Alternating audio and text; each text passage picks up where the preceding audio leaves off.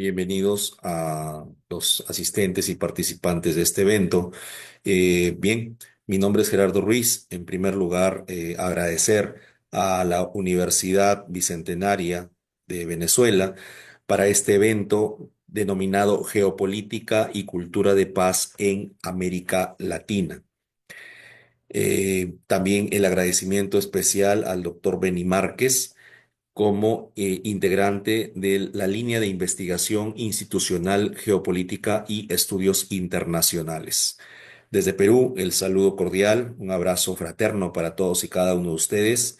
Y bueno, vamos a dar inicio a este evento denominado Geopolítica y Cultura de Paz en América Latina. Bueno, entonces, el tema del día de hoy que vamos a comentar y dialogar un poco es educar para la paz con un enfoque de derechos. Antes de iniciar este tema, me gustaría hacerlo con una frase de Mahatma Gandhi que dice, no hay camino para la paz es el camino. Bueno, para referirnos al tema de hoy, de manera específica sobre educar para la paz con un enfoque de derechos, debemos vislumbrar en primer lugar cuál es la actual situación de la educación en Latinoamérica. Por cuanto a pesar de la crisis que atraviesa, existen acciones colectivas que buscan superar esa crisis e incluso esto ha sido objeto de estudio y de análisis, no solamente por parte del Banco Mundial o de la UNESCO o de otras organizaciones o de especialistas, ¿no? Y autores en este tema, en esta materia, pero lamentablemente eso al parecer ha quedado siempre en la simple retórica y no va más allá. No se ve una mejora dentro de la situación de la educación en América Latina. En los últimos años nos queda claro que una de las grandes dificultades que ha atravesado la educación en América Latina, especialmente, son las consecuencias que nos ha dejado el año 2020 con la pandemia del COVID-19. Desde ese momento que cerraron las escuelas y se adoptó un sistema virtual con poco éxito, donde más de 170 millones de niños aproximadamente quedaron fuera de sus aulas, muchos de ellos pobres o de zonas postergadas, zonas vulnerables, con pocas oportunidades, han tenido que lidiar con sistemas de educación a distancia bastante improvisados y en medio de una crisis que no solamente es educativa, ¿no? Sino también de una crisis que alcanza o llega a lo que es lo social y lo económico. Entonces, em, tenemos que tener en cuenta de que todo esto ha afectado a este proceso educativo a cientos de miles de niños a nivel de la región y es muy seguro que esto se haya agudizado con mayores desigualdades, con falta de oportunidades y que definitivamente se produzcan más deserciones escolares. La educación, así como la salud, son asuntos de vital importancia en una sociedad que requiere una reforma integral y especialmente en estos aspectos como servicios básicos de los cuales no tenemos en Latinoamérica muy buena capacidad de respuesta ante las crisis que afrontamos, ¿no? Y como les mencionaba, en el año 2020 en salud nos dimos cuenta perfectamente que los sistemas de salud de los países de la región de Latinoamérica atravesaban una seria crisis que no permitió, en consecuencia, atender las necesidades de esa pandemia. Entonces, todo esto o esta crisis a la que hacemos mención es el resultado de pérdidas, ¿no? En el aprendizaje que no vamos a volver a recuperar. Por cuanto esto es una cuestión relacionada o vinculada a las edades de los niños, a las competencias que deben desarrollar en cada uno de los niveles del sistema de educación y que esto va acorde a su edad. Entonces, lo que se perdió va a ser difícil o casi imposible poder recuperar. Entonces, tenemos, por ejemplo, de que para poder analizar o entender cómo vamos en educación en la América Latina, Vamos a tomar como referencia a estas famosas pruebas PISA, ¿no? Que nos han demostrado, nos han expuesto de manera vergonzosa el desfase existente entre la inversión educativa de los gobiernos y los conocimientos que se han alcanzado durante estos últimos años por parte de los estudiantes en los niveles primaria y secundaria. Entonces, con esto hemos evidenciado la baja calidad, no solamente de la educación ni de los estudiantes, sino también la baja calidad profesional de los docentes, ¿no? Para poder desarrollar competencias en sus alumnos. Y entre otras muchas causas o circunstancias que se dan, el caso peruano, por ejemplo, en zonas rurales donde muchas veces un docente tiene que atender a diversos grados o de un nivel, por ejemplo, primario. Y yéndonos al otro extremo, en lugares o en zonas rurales donde el docente solamente llega una o dos veces a la semana. Hago mención, por ejemplo, a estas pruebas como uno de los múltiples indicadores, no es el único, sino que estos que miden el desempeño de una política pública educativa. Esas pruebas, las pruebas PISA que nosotros estamos mencionando, nos mostraron, y de manera muy cruda, por cierto, que en el caso de América Latina, la inversión realizada en las dos últimas décadas en educación no ha sido la mejor y que se ha traducido en un desfase o un perjuicio en la performance de los estudiantes, que definitivamente también no responden a las expectativas o a las exigencias, ¿no? De este nuevo siglo, del siglo XXI. Entre las causas principales que han impactado de forma negativa en la educación, tenemos en primer lugar a la pobreza, ¿no? Que va en crecimiento año tras año. La desigualdad y falta de oportunidades, la migración a nivel global que obliga a muchos ciudadanos a salir de sus países en búsqueda de mejores oportunidades, la falta de infraestructura, la falta de recursos que está relacionada, como les decía también hace un momento, con la falta de voluntad política de los gobiernos para poder invertir más presupuesto en educación. También tenemos la falta de acceso a servicios básicos, la falta de acceso a la conectividad, ¿no? A la señal de Internet, al desarrollo de la tecnología o cómo llega la tecnología a las zonas más lejanas y en las zonas más difíciles, ¿no? De cada uno de los países, de aquí en la zona de Latinoamérica. Y esto es, por ejemplo, especialmente en las zonas rurales. La falta de acceso también a materiales educativos, ¿no? Y la gestión inadecuada. Cuando hablamos de gestión inadecuada, nos referimos un poco más a una cuestión más administrativa, ¿no? Que se ve lamentablemente abordada y superada por la corrupción que está enquistada en casi la gran mayoría de gobiernos de la región.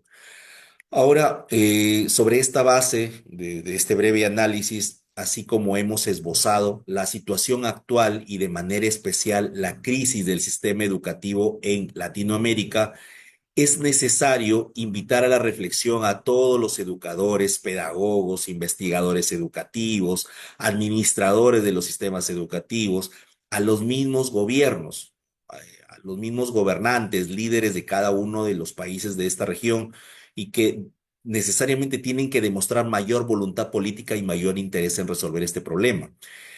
A los mismos estudiantes que aspiran a ser formadores en los colegios de Latinoamérica y que desean titularse como profesores, ¿no? Para más adelante.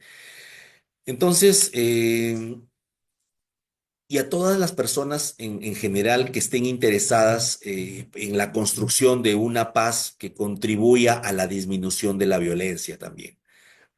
Por cierto, una violencia exacerbada, fuera de control en la región, y esto se ve a diario y aquí en el Perú, también por falta de interés del gobierno, ¿no? Eh, y dentro de esto también tenemos de que tenemos que encontrar o buscar un camino para poder disminuir esa exclusión social, ¿no? Y elevar la justicia por medio de la educación para poder entender entonces así el nivel de responsabilidad que tenemos todos en conjunto respecto al tema y de cómo construir de manera sostenible una sociedad libre de violencia. Y como decía, y parafraseando un poco a Freire, Los procesos educativos han estado siempre al servicio de los intereses de pequeños grupos, élites opresoras que se han servido de estos para perpetuar sus formas de dominación ante amplias mayorías, ¿no? Encontrándose los propios oprimidos de acuerdo a la instrucción recibida, hasta cierto punto, adecuados procesos de dominación a los cuales se encuentran atados, se encuentran sometidos. Su forma de percibirlos entonces es bajo la mirada de las élites opresoras que han hecho un buen trabajo definitivamente para convertirlos en objetos que no poseen un pensamiento propio, que no razonan por cuenta propia y mucho menos cuestionan la realidad que nos toca vivir. En pocas palabras, en las últimas décadas, lo que han hecho con nosotros es destruir nuestra capacidad de razonar, nuestra capacidad de criticar y de cuestionar la realidad en la cual nos encontramos.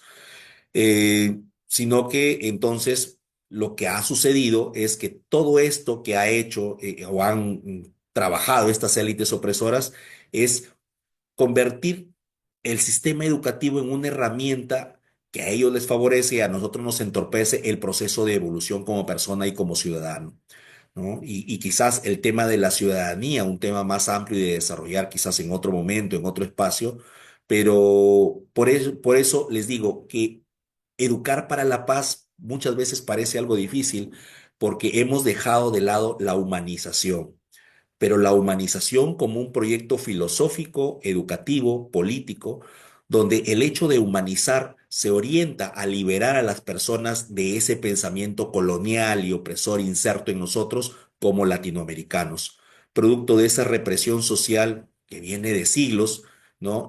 No solo social, sino también económica, política, de pequeños grupos a una o dirigido hacia una amplia mayoría y que lamentablemente hasta la fecha se mantiene. Señores, progresivamente hasta donde hemos llegado, colectivamente no lo hemos quizás percibido así, pero nos hemos deshumanizado. Y eso crea un contexto favorable para que muchas veces estas pequeñas élites o la clase política, una clase política corrupta en casi la gran mayoría de los países de la región de Latinoamérica, se vean favorecidos para poder dominarnos bajo la violencia y bajo el caos. Entonces, es necesario entender este proceso o este sentido de humanización como algo muy necesario y muy importante dentro de lo que significa el sistema de educación en Latinoamérica. Lumen Gentium, organización a la cual pertenezco, una asociación legal de abogados aquí en el Perú, propone ese cambio, ¿no? Dentro de nuestro lema, por una sociedad más justa y más humana, lo que nosotros invocamos es tratar de llegar a esas personas, a ese sector más vulnerable que no encuentra posibilidades muchas veces de acceder a la justicia o que se encuentra con un sistema no solamente corrupto, sino un sistema cruel que está, bueno, limitando y casi anulando su desarrollo como personas y como seres humanos. Eh, Haciendo un poco de memoria o recordando un poco desde los años 80 aproximadamente, luego de que varios países latinoamericanos lograron o logramos salir de las dictaduras militares, uno de ellos el Perú, ¿no? En el año de 1979 con esta recordada Asamblea Constituyente y donde retomamos y retornamos a nuestra vida democrática, definitivamente también una democracia bastante incipiente, o algo que intentaba hacer democracia desde aquella época y que hasta la fecha seguimos casi igual o peor quizás, pero ocurrió a partir de los 80 un redireccionamiento de las políticas educacionales. Por una parte entran, y conocemos que entraban en vigencia las políticas neoliberales, pero también existe una moderada apertura para que la sociedad civil impulse e introduzca cambios sustanciales en los sistemas educativos. En este ambiente más democrático, con los movimientos de educación popular y concientización, enfocaron sus esfuerzos para poder conseguir la estructuración de una educación basada en derechos humanos o con un enfoque de derechos, ¿no? En los sistemas educativos de Latinoamérica. Las organizaciones no gubernamentales, las tan conocidas ONGs, tuvieron un papel central, protagónico, a partir de esa década de transiciones democráticas, al generar nuevas relaciones sociales y nuevos tipos eh, de demandas, ¿no? Que pueden darse o que se han venido dando desde esa época. Y esta etapa fue denominada, digamos, por las ONGs como una etapa, digamos, más de mayor apertura, donde podrían darse nuevas propuestas. Apoyando el desarrollo de diferentes movimientos sociales, por ejemplo, ¿no? Como diversidad, inclusión, paz, ciudadanía, ¿no? Lo que se conoce a partir de esa década como sujeto de derechos en materia de infancia, el niño y el adolescente deja de ser un objeto y pasa a ser un sujeto de derechos eh, como reconocimiento de su personalidad jurídica. Entonces, enriquecidos además con la emergencia de estos nuevos movimientos también que aparecieron, ¿no? Progresivamente desde aquella época, desde aquella década, como los movimientos indígenas, los feministas y los ecologistas. Entonces, nos vamos a ir dando cuenta que desde la década de los 80 hay un proceso de evolución, donde los derechos importan y toman un mayor protagonismo dentro de lo que es el desarrollo de la sociedad en general. Algunos de los más relevantes son la defensa de los derechos del niño, ¿no? Como les decía, también de la mujer, de las comunidades indígenas, de los aborígenes, de los discapacitados, de los homosexuales, de las personas con SIDA, con VIH, derechos de los consumidores, las acciones ciudadanas, ¿no? Las acciones de participación ciudadana y la defensa del medio ambiente. Esto último, como veremos hoy, frente a lo tenemos, ¿no? En nuestro contexto frente a una crisis climática. Entonces, tenemos que la educación basada en derechos humanos o con un enfoque de derechos opera como el medio educativo de reacción y de antídoto para evitar que las cruentas dictaduras, los conflictos armados y los países con fachadas de democracia surjan nuevamente en nuestras sociedades latinoamericanas y así podamos acompañar los procesos de democratización de nuestros países, reconociendo claramente que la finalidad de los derechos humanos es la paz, ¿no? Por todo trabajo desarrollado en años anteriores, hoy los derechos humanos forman parte de la ética social de la sociedad latinoamericana. Pero lamentablemente falta mucho para que en la práctica cotidiana se cumplan todos los derechos humanos, es decir, que se ejerzan de manera libre sin necesidad de exigirlos, ¿no? Sin necesidad de tener que recurrir prácticamente, y como lo he dicho en algunos tribunales de justicia, prácticamente a pedirles un favor a los operadores de justicia para que reconozcan un derecho que ha sido vulnerado.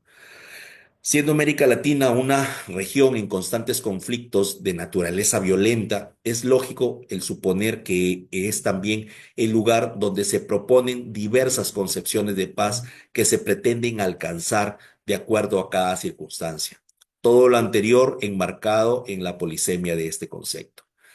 Se entiende entonces que la paz es ese, digamos, fruto de la justicia y de la igualdad, teniendo como base la dignidad humana para el goce de la vida de manera plena. El derecho de una vida plena o digna, ¿no? A las amplias mayorías ha sido negada por varios siglos. En discursos falaces, demagógicos, retóricos, se expone que la inclusión de las masas en procesos educativos asegura el progreso de la persona humana, discurso que en pocas ocasiones se ha vuelto realidad. Y nuevamente, parafraseando un poco a Freire, tenemos que entender que el reto para los educadores para la paz es que esta propuesta teórica práctica de la educación para la paz en América Latina se consolide como una alternativa educativa viable para los sistemas educativos formales. Es un llamado a la reivindicación de las formas educativas que contribuya a la transformación de las diferentes manifestaciones de violencia en toda la región, en donde todos y todas los y las educadores puedan aportar en la construcción de la pedagogía de la esperanza, en donde la educación para la paz, desde su accionar político, siempre es una educación revolucionaria, que intenta exponer la violencia como algo negativo y así, a partir de ahí, desconstruirla. Lo que necesitamos es vivir bajo un clima de paz, necesitamos, y eso lo podemos lograr eh, de manera muy efectiva y real desde la educación. Debemos reconstruir los sentimientos de los ciudadanos, el sentimiento de solidaridad frente al dolor del otro, la empatía frente a la situación o la crisis que al otro le afecta. Es necesario también que a través de este accionar desde la educación, ¿no? Podamos nosotros cuidar, proteger la naturaleza, acercar más a los seres humanos, y como les decía también hace un momento, hablando un poco de la humanización, no nos deshumanicemos, ¿no? Podamos nosotros así, nosotros expandir nuestros pensamientos a favor de humanizarnos cada día más, de entender las necesidades y los problemas de las demás personas, más aún cuando ocupamos cargos públicos ocupamos o queremos o pretendemos intervenir en política y que definitivamente cuando accedemos al poder no nos deshumanicemos y no nos convirtamos en personas crueles y perversas. Bien, creo que esta reflexión o este tema que he abordado el día de hoy, considero que dentro de todo los puntos o los aspectos que también los demás colegas están exponiendo, educar para la paz con un enfoque de derechos se constituya en uno de los ejes o, si es posible, en la columna vertebral para poder conseguir esta tan anhelada paz. Y como decía Mahatma Gandhi, no hay camino para la paz es el camino.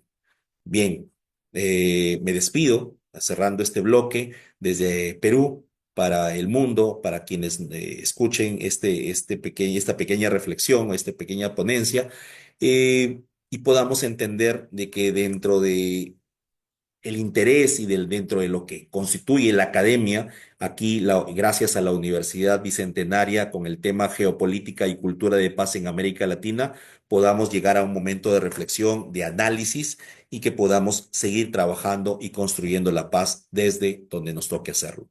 Muchísimas gracias a todos y cada uno de ustedes. Hasta una próxima oportunidad.